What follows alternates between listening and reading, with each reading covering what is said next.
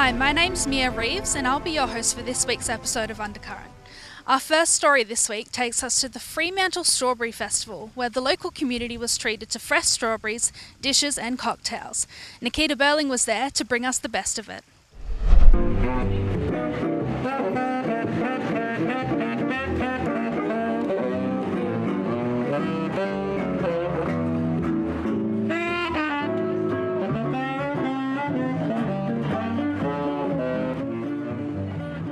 I'm here in Fremantle at the Strawberry Festival 2018 Cappuccino Strip to support all the local farmers and all the strawberries that are being sold and even are going for free. There's face painting, there's fun activities for the family and very, very delicious food. That's really good. So I'm here with Tan Ewan and he was one of the organisers for this festival. It was my boss who had a coffee with the mayor. They said, let's do something to support the growers. And that was organised in 4 days. We've never dreamed that it would happen in that short amount of time. But it's all about getting the community to come out and support the growers. Kids, you can see kids biting to a strawberry in protest of all these issues about the needles. And hasn't been any mention of needles today. So it's really good and I've seen smiles back on their face. Hopefully this is a good spin-off that will stop all this fear. They'll probably continue to pick for the rest of the season, I'm hoping, because if without all the support of the community, I think this might be the end of the season, sometime the end of this week, and that will affect next season as well. Why did you want to join in with the festival? To support our growers, get the strawberries back out there. You've got to buy your strawberries. So much support today. We've been non-stop. And for our little coffee shop here, it's been quite hectic, but I think we've done quite well to keep up. We've had lots of small strawberries, but now we've got big ones. Just as good. So here we are with Peter from H&M Farm at the Strawberry Festival. So how long have you been growing strawberries for? I'm in second generation of strawberry grower.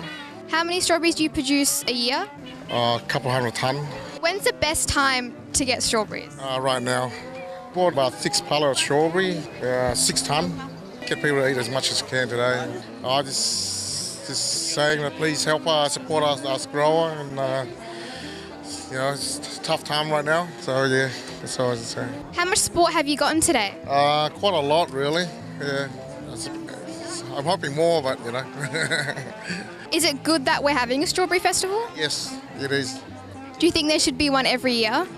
Yes, I reckon, yeah. That's a really big strawberry, is it nice? Yes. What else have you made for the festival? Today a truck delivered strawberries for all the business around here, so we actually are doing some food and drink related special with strawberries. One of them is this one here. It's a strawberry tiramisu made from the chef today on the spot. It's actually very nice and delicious, and you can have it later if you want to, that's yours. And plus we made some drinks as well, which is a mocktail drink, which is strawberry based, or a cocktail with strawberry base, which is called the Ciao Bella. I can't give it to drink for you because you're too young still, but surely I can show you how to make this cocktail if you like to. So it's like pretty much it's vodka, strawberry liqueur, chambord, cranberry juice, passion fruit and strawberries. And some raspberry and strawberry liqueur, cranberry juice, passion fruit. And now we're gonna shake everything together.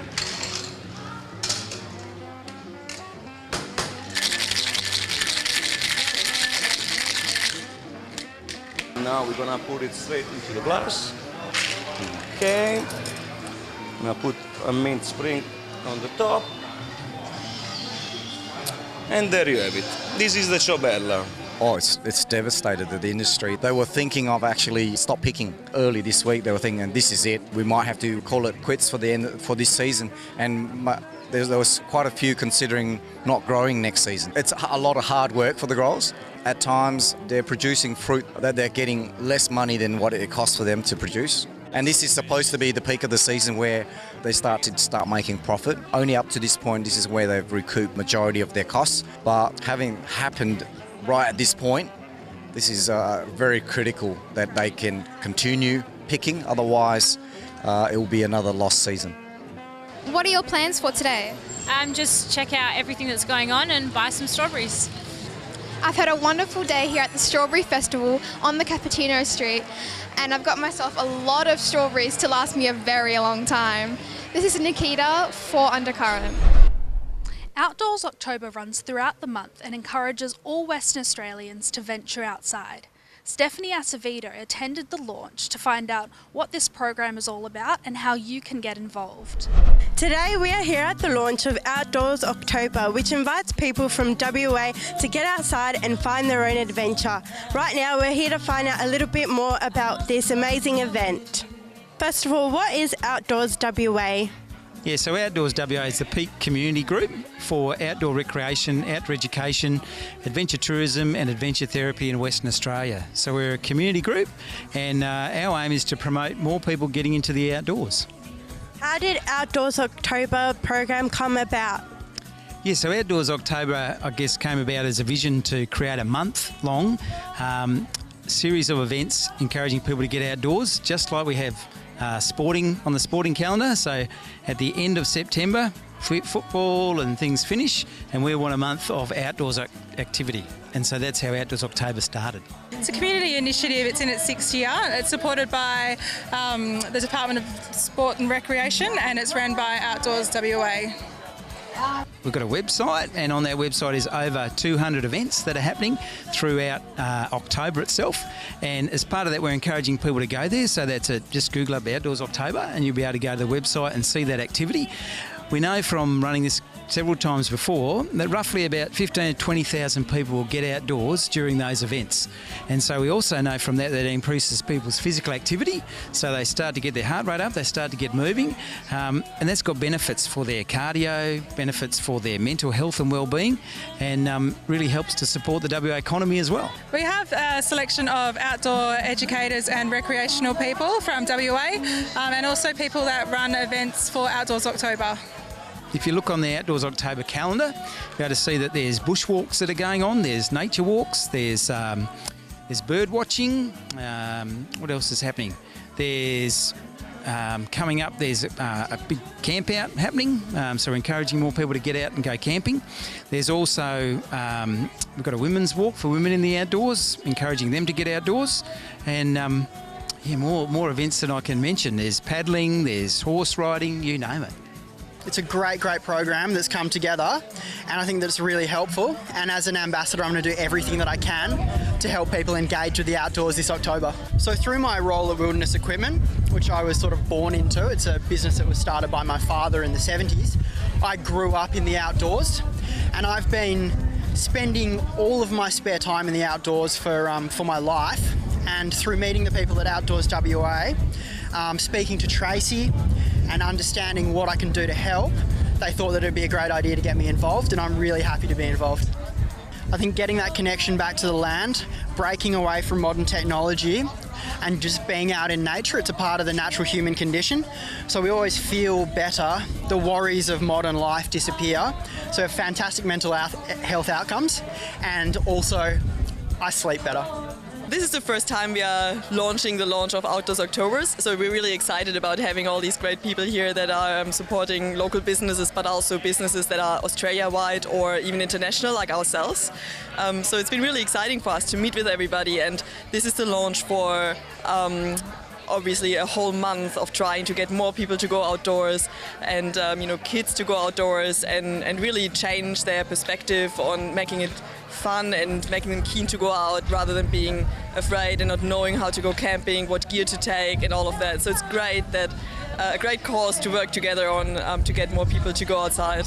There's so many benefits to being outdoors in the mental health department, getting people physical, reconnecting with their children, disconnecting from their devices is such a great thing that everybody in the community can easily do, and the benefits will unfold. There's lots of emotional benefits. We know that with people with anxiety and depression that exercise is a really important part of getting well again.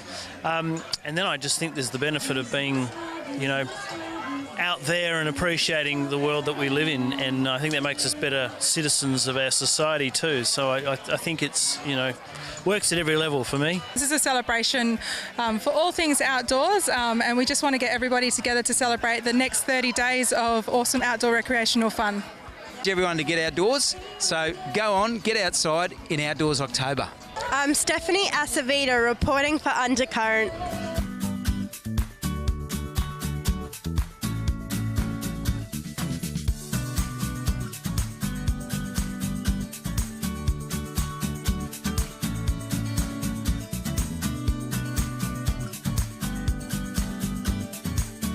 I'm Stephanie Acevita reporting for Undercurrent. In preparation for National Learn to Swim Week, I went out to a local swim school to see what this week is all about and how we can help little ones with their water safety. And what is your involvement in Learn to Swim Week? So Poolworks have partnered with Laurie Lawrence for Learn to Swim Week, which is now in its 4th year, and will be running between the 2nd and the 9th of October. And what is the importance of Learn to Swim Week? Look, just with Learn to Swim Week, it's really important. Look, unfortunately and tragically, we had 60 deaths last year of children between 0 and 5 who didn't learn how to swim. So it's really great that swim schools such as Kirby have got behind this initiative and are giving away swimming lessons between 0 and 5 years of age. And what are some physical precautions we can take when it comes to the pool itself to ensure pool safety? Obviously, just make sure that the pool is chemically balanced. Make sure that it's fenced. Make sure that you check all fences. Make sure that they're self-latching, they're self-closing, they're opening the correct way, and just make sure that the pool itself is healthy and ready to go. Please get behind, get your kids if they're not getting lessons on learning to swim. Please get behind this initiative. It's great, and we now have 400 swim schools across the country who are on board with this. Okay, so tell us about Kirby Swim.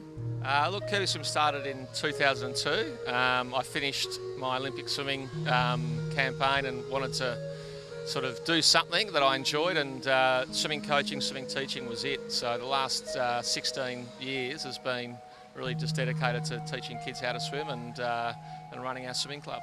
And what age range of kids do you teach? Actually, we started with babies years ago. We had a little hydrotherapy pool, so starting with the very youngest. Certainly, as a young man then, we were about to have kids, and that was a fairly big key focus. So we do all the way through from sort of 4 months of age all the way through even some adult squads with some swimmers who are in their 70s. And what's so important about Learn to Swim Week?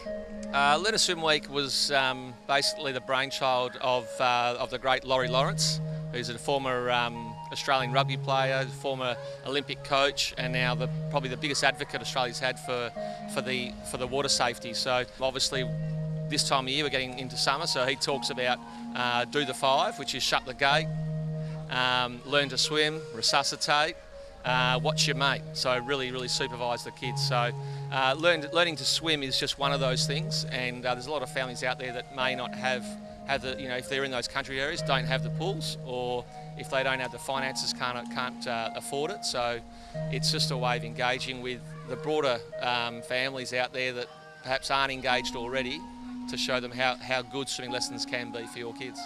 And how long have you been a teacher here? This is my 6th year at this swim school, so yeah, I've been here a while.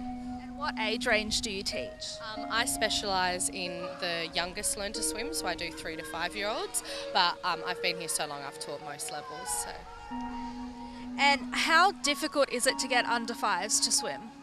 It is difficult, but again, we focus so much on water safety and making kids feel comfortable in the water, and I think that's the most important part of the process. It's just about keeping kids as comfortable as they can be and making time in the water really fun. What is the value of children learning to swim so young? I think it's so important because we live in Australia. It's such a coastal country. We're surrounded by water, and we teach safety from the youngest levels.